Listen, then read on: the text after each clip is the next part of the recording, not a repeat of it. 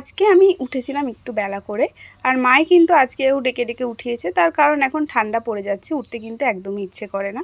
তো এখানে রেডিও হয়ে গিয়েছিলাম, আর আগের দিন কিন্তু মাঠে খুব কুয়াশা ছিল, যার জন্য আজকে আমি আর মা একটু লেটেই গিয়েছিলাম। তো গিয়ে দেখলাম আজকে কুয়াশা তো নেই, তবে লোকজন খুব একটা মাঠে আসেনি, ফাঁকাই ছিল। তবে সকালের ওয়েদারটা না খুব সুন্দর লাগে দেখতে। আর শরৎকালে কিন্তু এই মাঠে ভর্তি কাশফুল ফোটে। আর এখানে একটা বড় আম গাছ আছে, যেখানে কিন্তু প্রচুর আম হয় গরমকালে। আর দূরে আছে একটা বট গাছ। আর আমার মা জানি না কেন খুব ভয় পায় ভূতটুতে। আমি অত ভয় পাই না। তো দেখলাম মাঠে বেশ বড় বড় জঙ্গল হয়েছে, আগের দিনই যদিও বা দেখেছিলাম, তো আজকে তোমাদেরকেও দেখালাম। তো প্রথমে আমি চলে গেলাম অপরাজিতা তুলতে। আর এখানে সাদা অপরাজিতাগুলো কত দেখো জঙ্গলের মধ্যে ফুটে আছে। আমি আর মা মিলে তুলে নিচ্ছিলাম, আর কিন্তু প্রচুর বীজও হয়েছিল।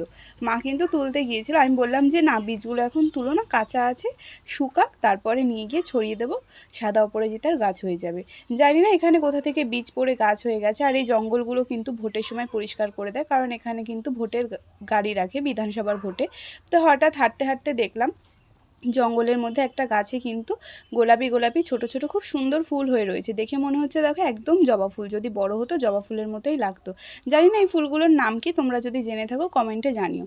তো এখানে মা আবার ব্যায়াম করতে করতে খারকোল পাতা দেখেছি। তোমরা কারা কারা এই পাতাটা খেয়েছো অবশ্যই কিন্তু কমেন্টে জানাবে, আর খেতে কেমন লাগে সেটাও জানাবে। তারপর বাড়ি আসার পর আমার ফোনটায় চার্জ ছিল না, যার জন্য চার্জে বসেছিলাম। তারপর আজকে বাড়িতে অনেক কাজ ছিল, কুকুরে কিন্তু খুব নোংরা করে রেখেছিল সামনেটা ঘরের, যার জন্য সেগুলো পরিষ্কার করতে মায়ের অনেক টাইম চলে গিয়েছিল। আর আজকে কাঁচা হলুদ আমি খাইনি, তার কারণ কাঁচা হলুদের টেস্টটা আমার একটুও ভালো লাগে না। তো এখানে আমলকির সাথে আমি গরম জল খেয়ে নিয়েছিলাম। তারপর আরও অনেক কাজ করছিলাম। আর আজকে কিন্তু মায়ের শরীরটা খুব একটা ভালো ছিল না, তাই স্নান করে আমি পুজোটা তাড়াতাড়ি দিয়ে নিয়েছিলাম। আর এখানে দেখো ফুলগুলো ঢেলেছি, কত রকমের ফুল, দেখতে কিন্তু খুবই সুন্দর লাগছিল। আর গুছিয়ে পুজো দিতে কিন্তু আমার বেশ ভালো লাগে। বাড়ির পুজোর দায়িত্বটা কিন্তু আমার ওপরেই থাকে, আর রান্নার দায়িত্বটাও আজকে আমার ওপরে, তার কারণ মায়ের শরীরটা ভালো ছিল না। এখানে আমি রান্না করছিলাম সোয়াবিনের তরকারি, আর ওই যে খারকোল পাতা মা মাঠে পেয়েছিল সেটাই বাটা করছিলাম।